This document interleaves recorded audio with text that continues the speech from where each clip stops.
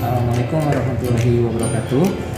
Nah, di video sebelumnya mungkin untuk kawat berarus dengan menggunakan catu daya itu fenomenanya tidak terlihat. Kenapa? Karena mungkin ini ada beberapa bahan yang kemarin bahan-bahan yang kita gunakan itu ada potensio. Nah, potensio ini kita dapatkan spesifikasinya ini diatur di bawah 2 watt. Jadi kalau misalnya di atas 2 watt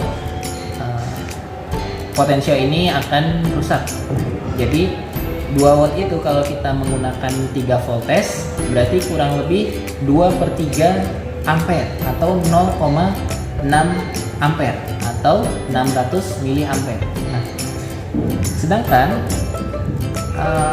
untuk kawat berarus ini mungkin nanti kita ujikan untuk arusnya ini di atas 600 miliampere, atau mungkin ini kita gunakan baterai 9 volt, atau bisa kita rumuskan jika hambatan ini dia 1 volt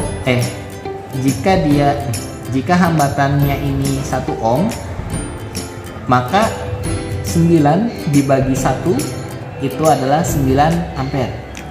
Kurang lebih ampere yang kita pakai ini di 9 ampere. Nah, sedangkan untuk potensio mengapa kita tidak gunakan? Karena hambatan kerjanya ini karena arus kerjanya ini dia kurang dari 600 miliampere. Nah, lalu kenapa kita tidak menggunakan juga ampere meter untuk melihat ampere atau arusnya itu berapa? Karena di sini kita hanya memiliki miliampere di 500 batas maksimal skalanya. Jadi jika sudah melewati dikhawatirkan alat akan rusak dan ya, memang tidak terbaca sama sekali. Ada lagi mungkin kita bisa menggunakan basic meter. Basic meter ini dia ampernya lebih tinggi lagi batasnya di 5 ampere. Tapi tetap masih lebih kecil dari yang kita harapkan, karena tadi kita 9 ampere ya. Ampere. Jadi tetap masih kecil. Jadi kita hanya melihat fenomena dan tidak mengambil data arus. Nah, lalu mengapa kita gunakan baterai? Nah, di sini di catu daya ini kita memiliki spesifikasi arus keluaran maksimal 3 ampere. Nah, sedangkan untuk hambatan yang dia ini kecil sekali, atau kita hipotesiskan 1 ohm, jika kita menggunakan 3 volt berarti 3 ampere dan itu sudah batas maksimal. Nah, otomatis catu daya ini akan mati karena dia mendeteksi error atau arus pendek listrik. Jadi kita juga tidak menggunakan catu daya. Nah, lalu kita langsung menggunakan baterai. Untuk fenomenanya seperti ini. Jika kita hubungkan yang merah ini, atau ya yang merah ini kita hubungkan ke positif dan yang hitam kita hubungkan ke negatif, maka akan terjadi penyimpangan. Mungkin di sini saya baca data dari jarum utara menunjuk di 248 derajat. Pada saat dihubungkan akan menyimpang. Nah, untuk mengambil data kita tunggu jarumnya. Mungkin ini kurang lebih di 264 ya, 264. Tadi 248 ke 264, berarti kurang lebih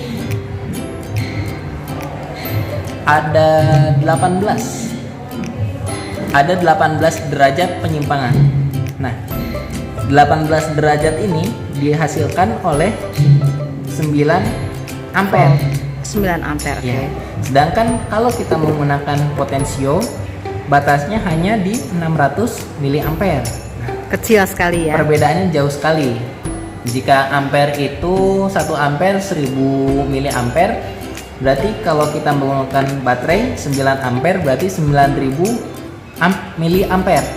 Nah, sedangkan potensio ini batasnya hanya di 600 miliampere. Oke. Nah, lalu ini untuk fenomena jika kutubnya dibalik. Kutubnya dibalik. Tadi menyimpangnya ke kanan ya. Ya, untuk menyimpangnya ke kanan yang tadi.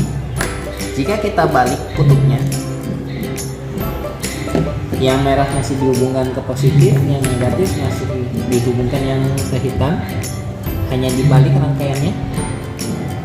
Yang terjadi adalah penyimpangan yang terbalik. Nah, di sini Bapak baca di 220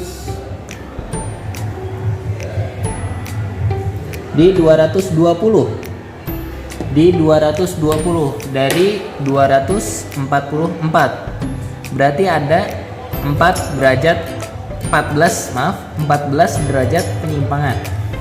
Nah, mengapa berbeda? Nah, ini mungkin bisa dilihat karena rangkaian ini kurang sejajar antara kanan dan kiri. Mungkin boleh dari atas. Nah, ini posisi jarum itu dia lebih kanan daripada sebaliknya gitu. Harusnya diletakkan benar-benar dia sejajar dengan jarum kompas. Ini nanti mungkin untuk praktikum atau untuk pembuktian fenomena selanjutnya. Terima kasih, mungkin itu penjelasan singkat untuk kawat lurus berarus. Assalamualaikum warahmatullahi wabarakatuh.